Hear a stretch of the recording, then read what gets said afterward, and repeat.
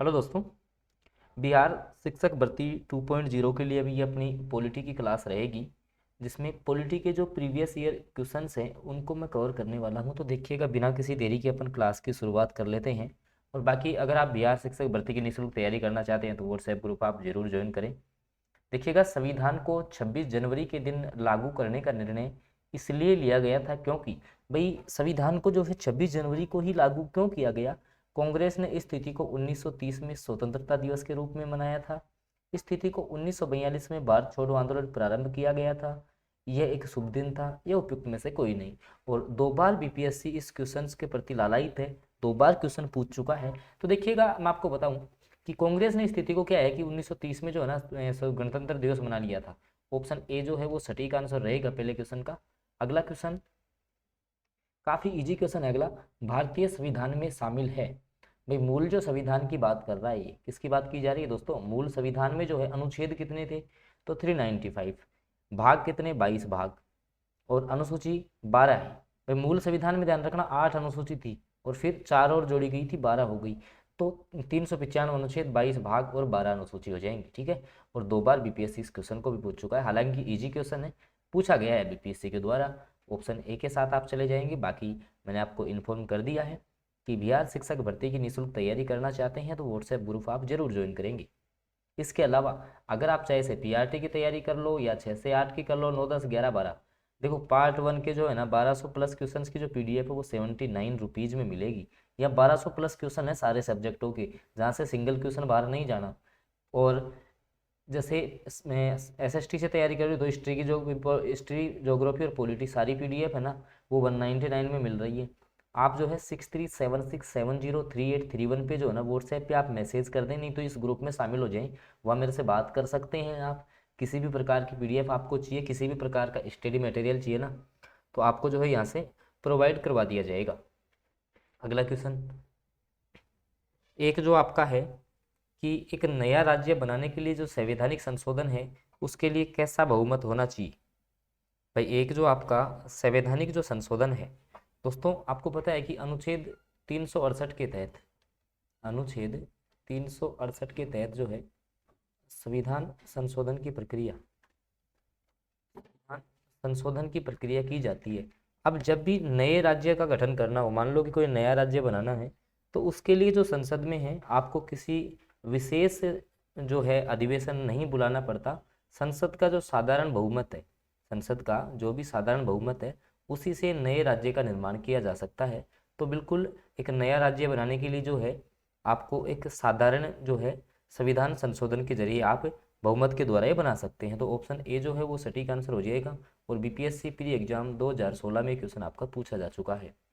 अगला क्वेश्चन, भारत के संविधान में मौलिक कर्तव्य किस संविधान संशोधन के द्वारा जोड़ा गया? देखिए दोस्तों कि जब आपका भारत का संविधान बना, जब भी भारत का संविधान बनाया गया तो अनेक जो आपके देश थे, भाई सभी देशों से कुछ ना कुछ लिया गया। जैसे जो आपकी संसद है या जो आपका राष्ट्रपति का पद है, ये ब्रिटेन के संविधान से लिया गया। भाई ब्रिटेन में भी राष्ट्रपति हुआ करता था तो यहाँ ले लिया। इसके अलावा मैंने आपको बताया कि जो आपका दक्षिण अफ्रीका है, वहाँ से संविधान में संशोधन कैसे करना है ये प्रक्रिया ले ली। राज्य के जो नीति निर्देशक तत्व होते हैं वो आयरलैंड के संविधान से लिए गए। इसी प्रकार से ये जो मौलिक कर्तव्य है ना, ये आपके रूस के संविधान से लिए गए थे। अब जो है इसमें मैं आपको बताऊं कि भारत का जो मूल संविधान है उसमें जो मौलिक कर्तव्य हैं वो कौन से संविधान संशोधन के द्वारा जोड़े गए थे? तो 42वां संविधान संशोधन हुआ था। 42वां संविधान संशोधन हुआ था, उसके तहत 11 मूल कर्तव्य जोड़े गए थे, लेकिन वर्तमान में एक को हटा दिया है। 10 मूल कर्तव्य आपके शामिल हैं। और देखो इसको बीपीएससी ने देखो कितनी बार ये क्वेश्चन पूछ चुका है, बीपीएससी तो इंपॉर्टेंट क्वेश्चन है। इसी प्रकार डेली आपके क्वेश्चंस हो रहे हैं ऐसे। तो प्लीज़ आप चैनल पे नए हैं तो चैनल को आप जो है सब्सक्राइब जरूर करेंगे। साथ में जो है बेल नोटिफिकेशन आपको जरूर ऑन करना है ताकि आगामी वीडियोज़ की नोटिफिकेशन भी आपको मिलती रहे। अगला क्वेश्चन, भारत के राष्ट्रपति, भारत के राष्ट्रपति जो हैं वो अपनी शक्तियों का प्रयोग करते हैं। भाई भारत के जो आपके राष्ट्रपति हैं वो अपनी शक्तियों का जो प्रयोग है वो किसके द्वारा करेंगे? आपको आंसर करना है इसका।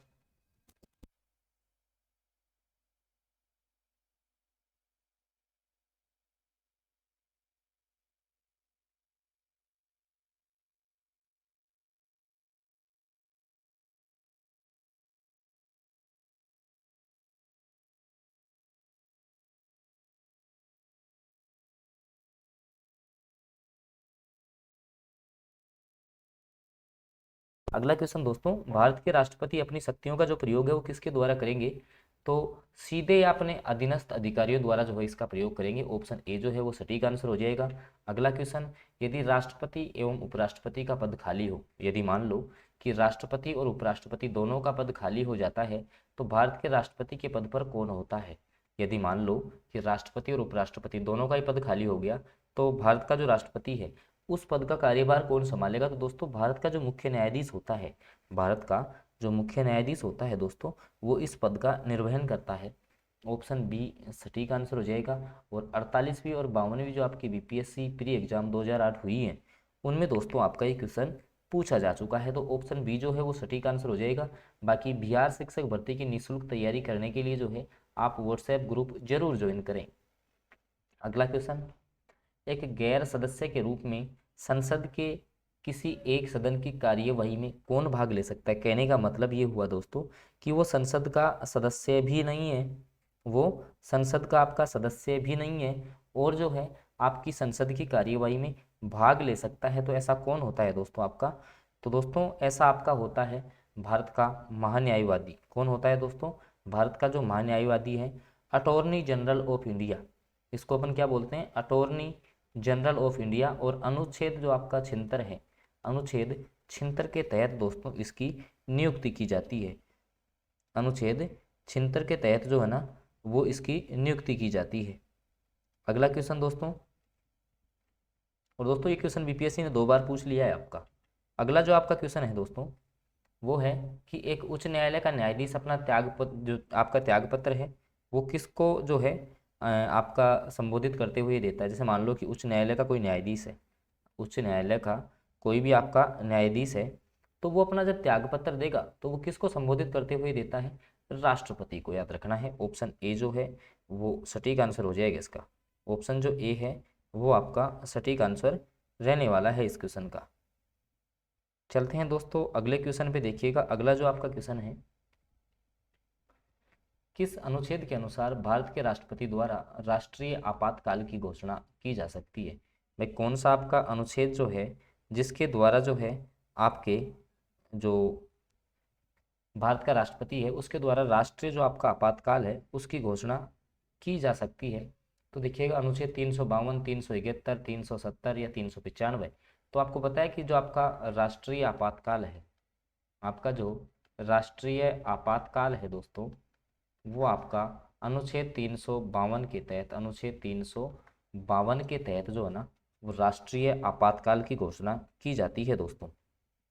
अगला क्वेश्चन, आम चुनाव में मतदान की आयु 21 वर्ष से घटाकर 18 वर्ष कर दी गई।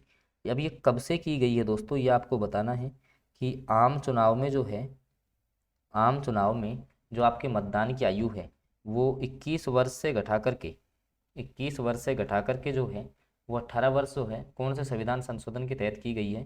तो 61वां संविधान संशोधन जो है, 61वां संविधान जो आपका संशोधन है उसके तहत दोस्तों आपके जो मतदान की जो आयु है वो 21 वर्ष से घटा करके जो है आपकी 18 वर्ष कर दी गई है। चलते हैं दोस्तों अगले क्वेश्चन पे। अशोक मेहता समिति ने निम्नलिखित में से किसकी सिफारिश की?